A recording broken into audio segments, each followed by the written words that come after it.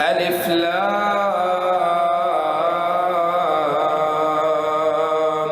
را تلك آيات الكتاب وقرآن مبين ربما يود الذين كفروا لو كانوا مسلمين ذرهم يأكلوا ويتمتعوا ويلههم الأمل فسوف يعلمون وما أهلكنا من قرية إلا ولها كتاب معلوم ما تسبق من أمة أجلها وما يستأخرون وقالوا يا أيها الذي نزل عليه الذكر إنك لمجنون لو ما تأتينا بالملائكة إن كنت من الصادقين ما ننزل الملائكة إلا بالحق وما كانوا إذا منظرين إنا نحن نزلنا الذكر وإنا له لحافظون ولقد أرسلنا من قبلك في شيع الأولين وما يأتيهم من رسول إلا كانوا به يستهزئون كذلك نسلكه في قلوب المجرمين لا يؤمنون به وقد خلت سنة الأولين ولا فتحنا عليهم بابا من السماء فظلوا فيه يعرجون لقالوا إنما سكرت أبصارنا بل نحن قوم مسحورون ولقد جعلنا في السماء بروجا وزيناها للناظرين وحفظناها من كل شيطان رجيم إلا من استرق السمع فأتبعه شهاب مبين والأرض مددناها وألقينا فيها رواسي وأنبتنا فيها من كل شيء موزون وجعلنا لكم فيها معايش ومن لستم له برازقين وإن من شيء إلا عندنا خزائنه وما ننزله إلا بقدر معلوم وأرسلنا الرياح لواقح فأنزلنا من السماء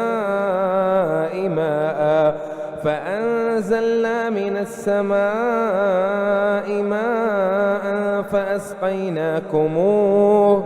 وما أنتم له بخازنين وإنا لنحن نحيي ونميت ونحن الوارثون ولقد علمنا المستقدمين منكم ولقد علمنا المستأخرين وإن ربك هو يحشرهم إنه حكيم عليم ولقد خلقنا الإنسان من صلصال من حمأ مسنون والجان خلقناه من قبل من نار السموم وإذ قال ربك للملائكة إني خالق بشرا من صلصال من حمأ مسنون فإذا سويته ونفخت فيه من روحي فقعوا له ساجدين فسجد الملائكة كلهم أجمعون إلا إبليس أبى أن يكون مع الساجدين قال يا إبليس ما لك ألا تكون مع الساجدين قال لم أكن لأسجد لبشر خلقته من صلصال قال لم أكن لأسجد لبشر خلقته من صلصال من حمأ مسنون قال فاخرج منها فإنك رجيم وإن عليك اللعنة إلى يوم الدين. قال رب فأنظرني إلى يوم يبعثون. قال فإنك من المنظرين إلى يوم الوقت المعلوم. قال رب بما أغويتني لأزينن لهم في الأرض ولأغوينهم أجمعين إلا عبادك منهم المخلصين. قال هذا صراط علي مستقيم. إن عبادي ليس لك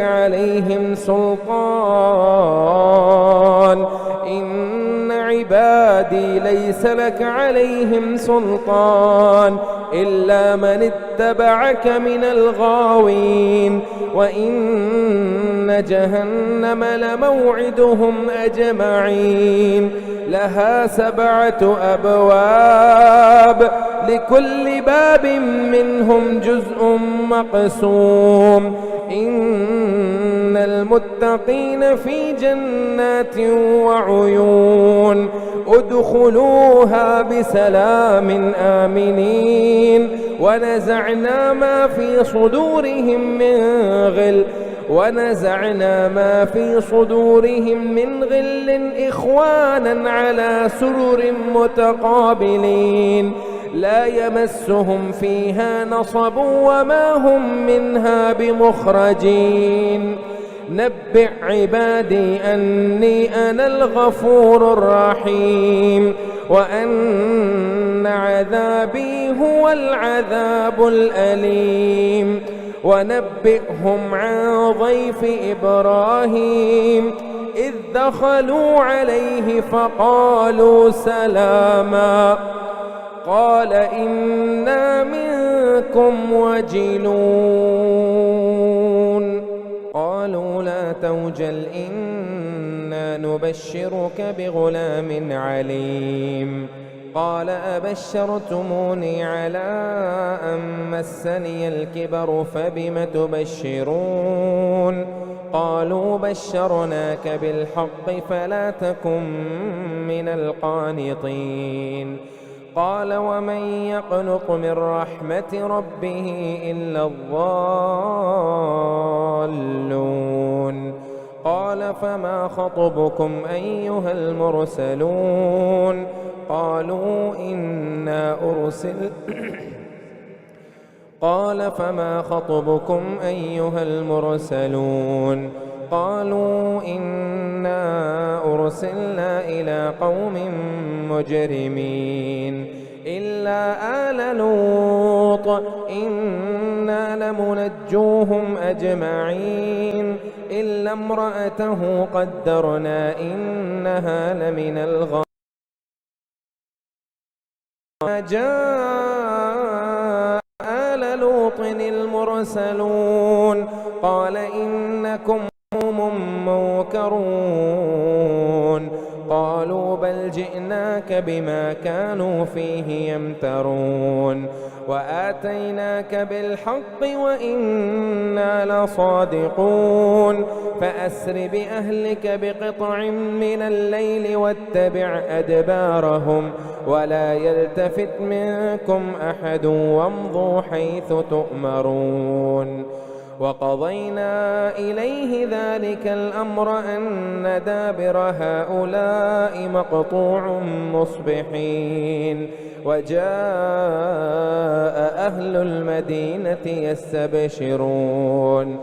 قال إن هؤلاء ضيفي فلا تفضحون واتقوا الله ولا تخزون. قالوا أولم ننهك عن العالمين. قال هؤلاء بناتي إن كنتم فاعلين. لعمرك إنهم لفي سكرتهم يعمهون. فأخذتهم الصيحة مشرقين فجعلنا عاليها سافلها وأمطرنا عليهم حجارة من سجيل إن في ذلك لآيات للمتوسمين وإنها لبسبيل مقيم إن في ذلك لآية للمؤمنين وإن كان أصحاب الأيكة لظالمين فانتقمنا منهم وإنهما لبإمام مبين ولقد كذب أصحاب الحجر المرسلين وآتيناهم آياتنا فكانوا عنها معرضين وكانوا ينحتون من الجبال بيوتا آمنين فأخذتهم الصيحة مصبحين فما أغنى عنهم ما كانوا يكسبون وما خلقنا السماوات والأرض وما بينهما إلا بالحق وإن الساعة لآتية فاصفح الصفح الجميل إن ربك هو الخلاق العليم ولقد آتيناك 7 من المثاني والقرآن العظيم لا تمدن عينيك إلى ما متعنا به أزواجا منهم ولا تحزن عليهم واخفض جناحك للمؤمنين وقل إني أنا النذير المبين كما أنزلنا على المقتسمين الذين جعلوا القرآن عضين فوربك لنسألنهم أجمعين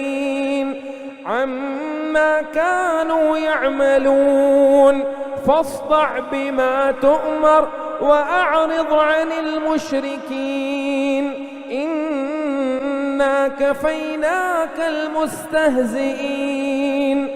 الذين يجعلون مع الله إلها آخر فسوف يعلمون ولقد نعلم أنك يضيق صدرك بما يقولون فسبح بحمد ربك وكن من الساجدين واعبد ربك حتى يأتيك اليقين أتى أمر الله فلا تستعجلوه سبحانه وتعالى عما يشركون ينزل الملائكة بالروح من أمره على من يشاء من عباده أن أنذروا أنه لا إله إلا أنا فاتقون خلق السماوات والأرض بالحق تعالى عما يشركون خلق الإنسان من نطفة فإذا هو خصيم مبين والأنعام خلقها لكم فيها دفء ومنافع ومنها تأكلون ولكم فيها جمال حين تريحون وحين تسحرون وتحمل أثقالكم إلى بلد لم تكونوا بالغيه إلا بشق الأنفس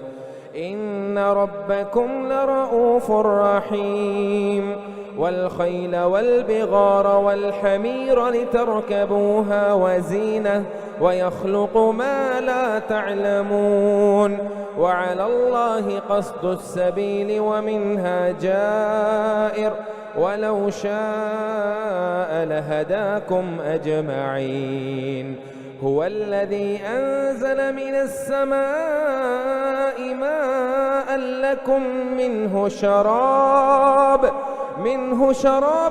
ومنه شجر فيه تسيمون ينبت لكم به الزرع والزيتون والنخيل والأعناب ومن كل الثمرات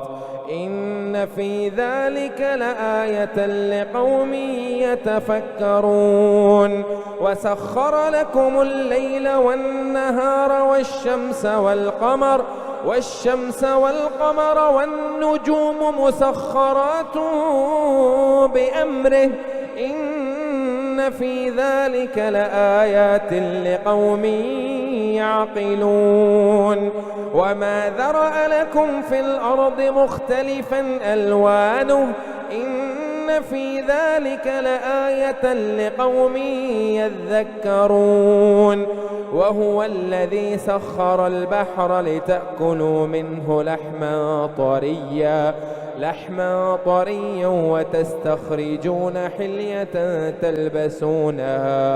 وتستخرجوا منه حلية تلبسونها وترى الفلك مواخر فيه ولتبتغوا من فضله ولعلكم تشكرون وألقى في الأرض رواسي أن تميد بكم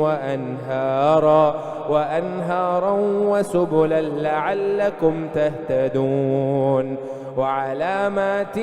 وبالنجم هم يهتدون أفمن يخلق كمن لا يخلق أفلا تذكرون وإن تعدوا نعمة الله لا تحصوها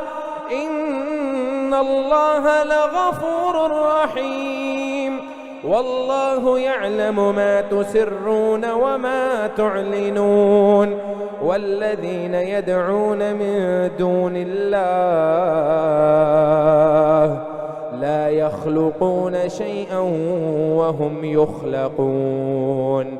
أموات غير أحياء وما يشعرون أيان يبعثون أموات غير أحياء وما يشعرون أيان يبعثون إلهكم إله واحد فالذين لا يؤمنون بالآخرة قلوبهم منكرة وهم مستكبرون لا جرم أن الله يعلم ما يسرون وما يعلنون إنه لا يحب المستكبرين وإذا قيل لهم ماذا أنزل ربكم قالوا أساطير الأولين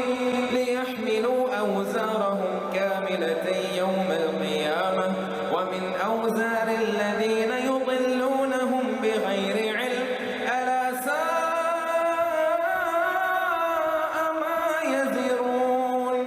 قد مكر الذين من قبلهم فأتى الله بنيانهم من القواعد فخر عليهم السقف من فوقهم وأتاهم العذاب من حيث لا يشعرون ثم يوم القيامة يخزهم ويقول أين شركائي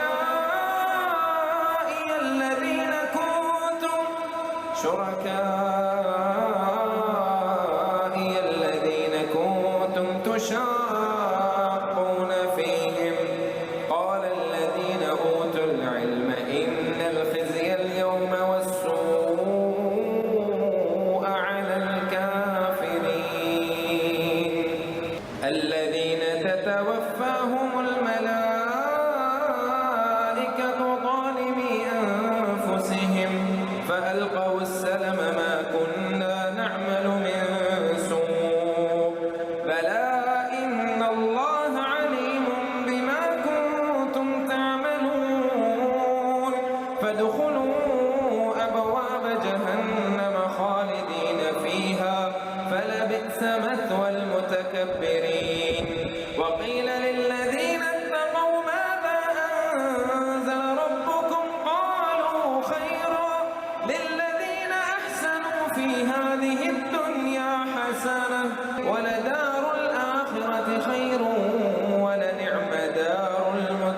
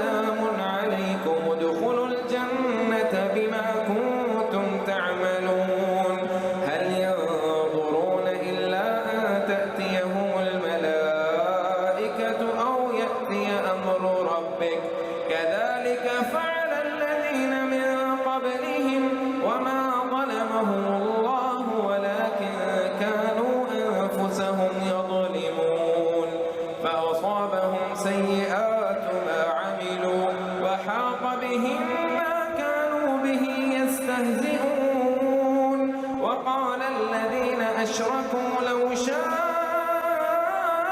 الله ما عبدنا من دونه من شيء نحن ولا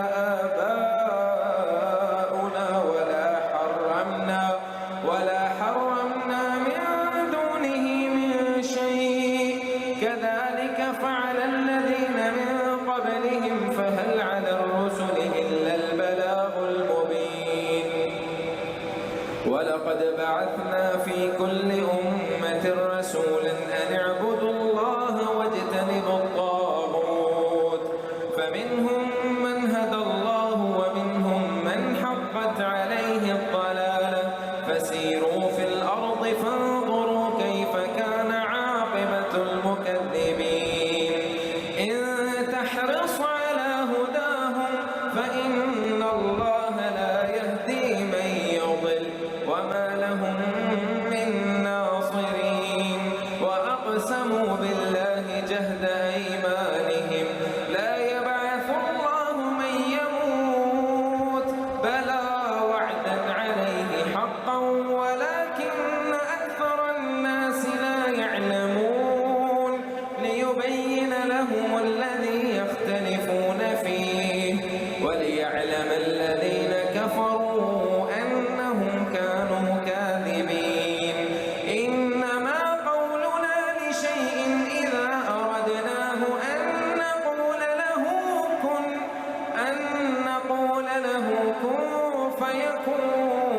فيكون والذين هاجروا في الله من بعد ما ظلموا لنبوئنهم في الدنيا حسنة ولأجر الآخرة أكبر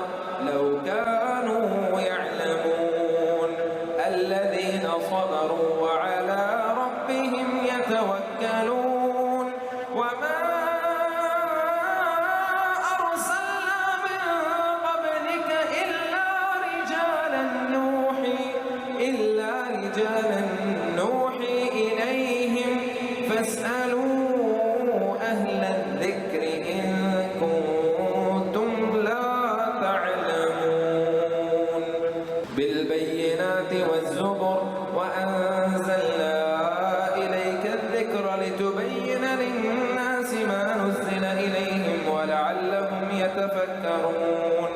أفأمن الذين مكروا السيئات أن يخسف الله بهم الأرض أو يأتيهم العذاب من حيث لا يشعرون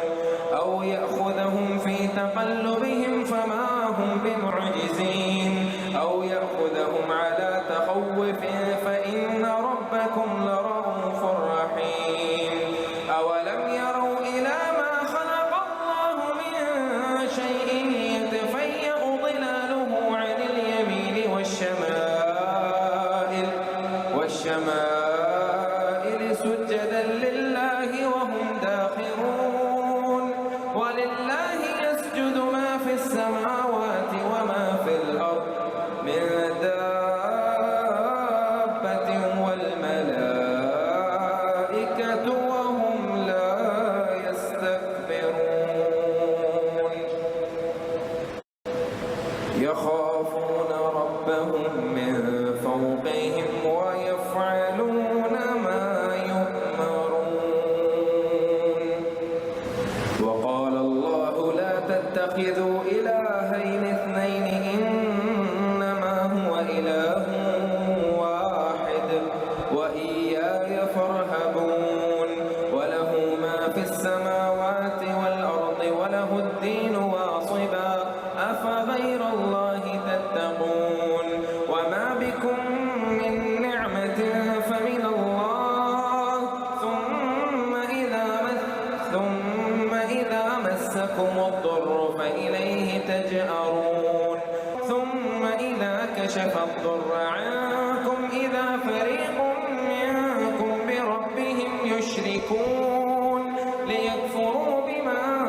آتيناهم فتمتعوا فسوف تعلمون ويجعلون لما لا يعلمون نصيبا مما رزقناهم تالله لتسألن عما كنتم تفترون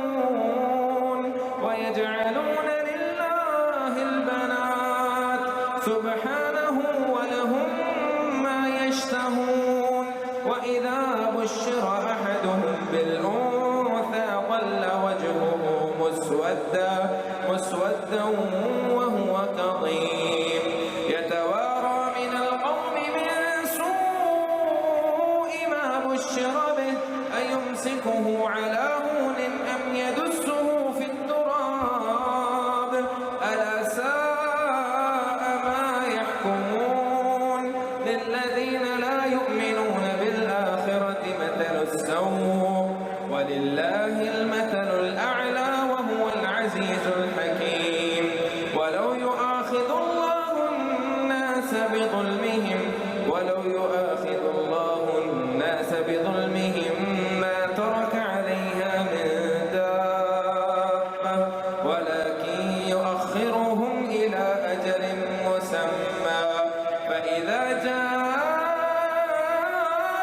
أجلهم لا يستأخرون ساعة ولا يستقدمون ويجعلون لله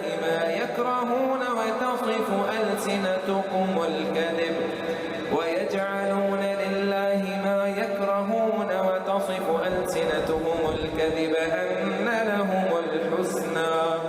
لا جرم أن لهم النار وأنهم مفرطون تالله لقد أرسلنا إلى من قبلك فزين لهم الشيطان أعمالهم فهو وليهم اليوم ولهم عذاب أليم وما أنزلنا عليك الكتاب إلا لتبين لهم الذي اختلفوا فيه وهدى ورحمة لقوم يؤمنون والله أنزل من السماء ماء فأحيا به الأرض بعد موتها إن في ذلك لآية لقوم يسمعون وإن لكم في الأنعام لعبرة نسقيكم مما في بطونه من بين فرث ودم لبنا خالصا سائغا للشاربين ومن ثمرات النخيل والأعناب تتخذون منه سكرا ورزقا حسنا إن في ذلك لآية لقوم يعقلون وأوحى ربك إلى النخل أن اتخذي من الجبال بيوتا ومن الشجر ومما يعرشون ثم كلي من كل الثمرات فاسلكي سبل ربك ذللا يخرج من بطونها شراب مختلف ألوانه فيه شفاء للناس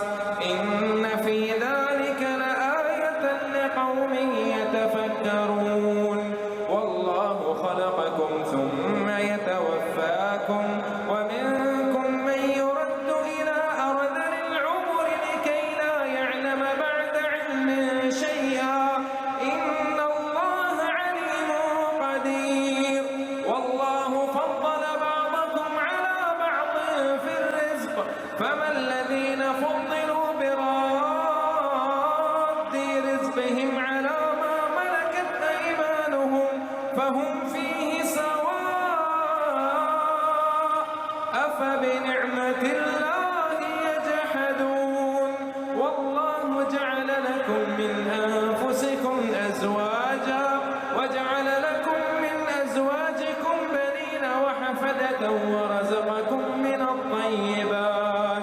أفبالباطل يؤمنون وبنعمة الله هم يكفرون ويعبدون من دون الله ما لا يملك لهم رزقا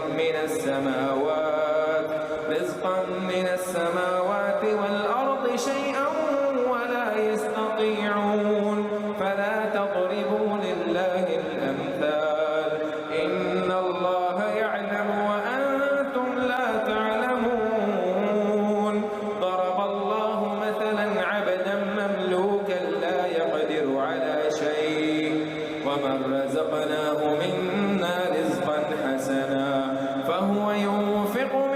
سرا وجهرا هل يستوون الحمد لله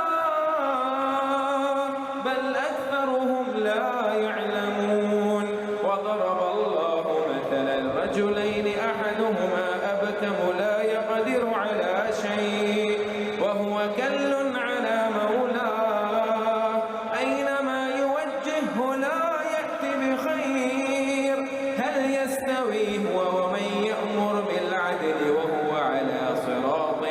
مستقيم ولله غيب السماوات والأرض وما أمر الساعة إلا كلمح البصر أو هو أقرب إن الله على كل شيء قدير إن الله على كل شيء قدير والله أخرجكم من بطون أمهاتكم لا تعلمون شيئا وجعل لكم السمع والأبصار والأفئدة لعلكم تشكرون ألم يروا إلى الطير مسخرات في جو السماء ما يمسكهن إلا الله إن في ذلك لآيات لقوم يؤمنون والله جعل لكم من بيوتكم سكنا وجعل لكم من جلود الأنعام بيوتا تستخفونها يوم ضعنكم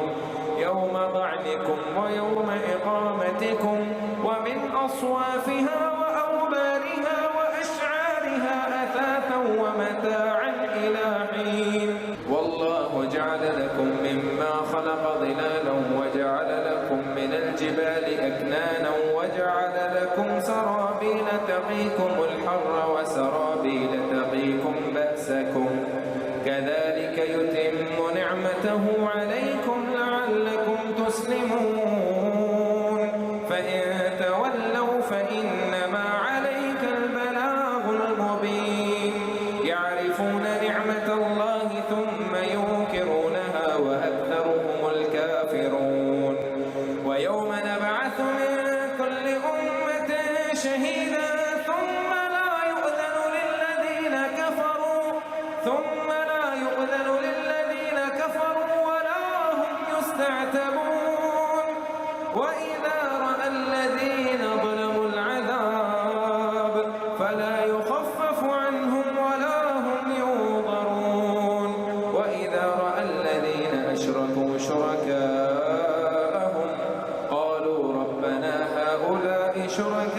شركاؤنا الذين كنا ندعو من دونك فألقوا إليهم القول إنكم لكاذبون وألقوا إلى الله يومئذ السلم وضل عنهم ما كانوا يفترون الذين كفروا وصدوا عن سبيل الله زدناهم عذابا فوق العذاب بما كانوا يفسدون ويوم نبعث في كل أمة شهيدا عليهم من أنفسهم وجئنا بك شهيدا على هؤلاء ونزلنا عليك الكتاب تبيانا لكل شيء وهدى ورحمة وبشرى للمسلمين إن الله يأمر بالعدل والإحسان وإيتاء ذي القربى وينهى عن الفحشاء والمنكر والبغي يعظكم لعلكم تذكرون وأوفوا بعهد الله إذا عاهدتم ولا تنقضوا الأيمان بعد توكيدها وقد جعلتم الله عليكم كفيلا إن الله يعلم ما تفعلون ولا تكونوا كالتي نقضت غزلها من بعد قوة أنكاثا تتخذون أيمانكم دخلا بينكم أن تكون أمة هي أربى من أمة إنما يبلوكم الله به وليبينن لكم يوم القيامة ما كنتم فيه تختلفون ولو شاء الله لجعلكم أمة واحدة ولكن يضل من يشاء ويهدي من يشاء ولتسألن عما كنتم تعملون. ولا تتخذوا أيمانكم دخلا بينكم فتزل قدم بعد ثبوتها وتذوقوا السوء بما صددتم عن سبيل الله ولكم عذاب عظيم. ولا تشتروا بعهد الله ثمنا قليلا إنما عند الله هو خير لكم إن كنتم تعلمون. ما عندكم ينفد وما عند الله باق ولنجزين الذين صبروا أجرهم بأحسن ما كانوا يعملون. من عمل صالحا من ذكر أو أنثى وهو مؤمن فلنحيينه حياة طيبة ولنجزينهم أجرهم بأحسن ما كانوا يعملون. فإذا قرأت القرآن فاستعذ بالله من الشيطان الرجيم إنه ليس له سلطان على الذين آمنوا وعلى ربهم يتوكلون. إنما سلطانه على الذين يتولونه والذين هم به مشركون. وإذا بدلنا آية مكان آية والله أعلم بما ينزل قالوا إنما أنت مفتر بل أكثرهم لا يعلمون. قل نزله روح القدس من ربك بالحق ليثبت الذين آمنوا وهدى وبشرى للمسلمين. ولقد نعلم أنهم يقولون إنما يعلمه بشر لسان الذي يلحدون إليه أعجمي وهذا لسان عربي مبين. إن الذين لا يؤمنون بآيات الله لا يهديهم الله ولهم عذاب أليم. إنما يفتري الكذب الذين لا يؤمنون بآيات الله وأولئك هم الكاذبون. من كفر بالله من بعد إيمانه إلا من أكره وقلبه مطمئن بالإيمان ولكن من شرح بالكفر صدرا فعليهم غضب من الله ولهم عذاب عظيم. ذلك بأنه مستحب الحياة الدنيا على الآخرة وأن الله لا يهدي القوم الكافرين. أولئك الذين طبع الله على قلوبهم وسمعهم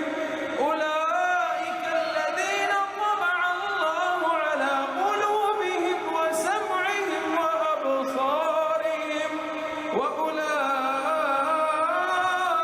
هم الغافلون. لا جرم أنهم في الآخرة هم الخاسرون. ثم إن ربك للذين هاجروا من بعد ما فتنوا ثم جاهدوا وصبروا إن ربك من بعدها لغفور رحيم. يوم تأتي كل نفس تجادل عن نفسها وتوفى كل نفس ما عملت وهم لا يظلمون. وضرب الله مثلا قرية كانت آمنة مطمئنة يأتيها رزقها رغدا من كل مكان فكفرت بأنعم الله فأذاقها الله لباس الجوع والخوف بما كانوا يصنعون ولقد جاءهم رسول منهم فكذبوه فأخذهم العذاب وهم ظالمون فكلوا مما رزقكم الله حلالا طيبا واشكروا نعمة الله إن كنتم إياه تعبدون إنما حرم عليكم الميتة والدم ولحم الخنزير وما أهل لغير الله به فمن اضطر غير باغ ولا عاد فإن الله غفور رحيم ولا تقولوا لما تصف ألسنتكم الكذب هذا حلال وهذا حرام لتفتروا على الله الكذب إن الذين يفترون على الله الكذب لا يفلحون متاع قليل ولهم عذاب أليم وعلى الذين هادوا حرمنا ما قصصنا عليك من قبل وما ظلمناهم ولكن كانوا أنفسهم يظلمون ثم إن ربك للذين عملوا السوء بجهالة ثم تابوا من بعد ذلك وأصلحوا إن ربك من بعدها لغفور رحيم إن إبراهيم كان أمة قانتا لله حنيفا ولم يك من المشركين شاكرا لأنعمه اجتباه وهداه إلى صراط مستقيم وآتيناه في الدنيا حسنة وإنه في الآخرة لمن الصالحين ثم أوحينا إليك أن اتبع ملة إبراهيم حنيفا وما كان من المشركين إنما جعل السبت على الذين اختلفوا فيه وإن ربك ليحكم بينهم يوم القيامة فيما كانوا فيه يختلفون ادع إلى سبيل ربك بالحكمة والموعظة الحسنة وجادلهم بالتي هي أحسن إن ربك هو أعلم بمن ضل عن سبيله وهو أعلم بالمهتدين وإن عاقبتم فعاقبوا بمثل ما عوقبتم به ولئن صبرتم لهو خير للصابرين واصبر وما صبرك إلا بالله ولا تحزن عليهم ولا تك في ضيق مما يمكرون إن الله